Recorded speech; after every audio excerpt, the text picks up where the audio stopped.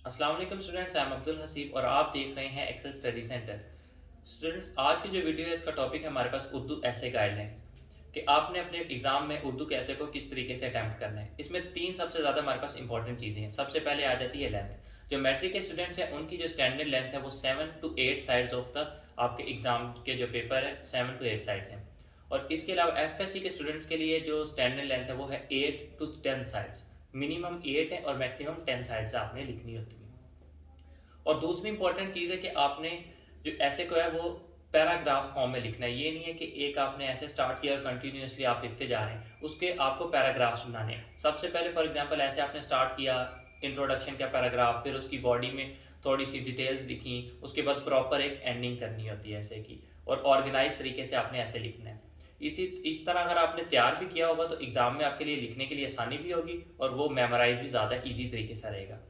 और third important चीज़ है कि एक पेज पे आपने कितने हवाला जात लिखने हैं। एक जो साइड है वहाँ पर आपने मैक्सिमम भी 2 हवाला जात लिखने हैं। उसमें आप कोई एक शेर ऐड कर सकते हैं, शेर के साथ कोई एक हदीस ऐड कर सकते हैं, कोई और कॉल ऐड कर सकते हैं या कुरान की आयत ऐड कर सकते हैं। तो ये आप रखें कि एक शेर ऐड कर लें एक पेज पे और साथ में कोई हदीस वगैरह ऐड कर लें या 2 अशार भी ऐड कर सकते हैं।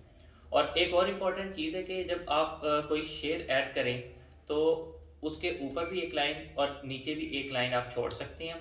बट ये आपने ध्यान में रखना है कि एग्जामिनर को ऐसा ना लगे जब आप पेपर लिख रहे हैं कि इसने सिर्फ पेपर को पेज को फिल करने के लिए सारी लाइंस ड्रॉप की हुई हैं। तो वो चीज़ आप एक दफ़ा अगर घर में प्रैक्टिस करेंगे तो एक नज़र को पेपर देखने से आपको पता चल जाएगा। इसका जो एक टेम्पलेट है वो भी हम आपके साथ शेयर कर देंगे जिससे आपको आइडिया हो जाएगा कि मैं किस चीज़ के बारे में बात कर रहा हूँ।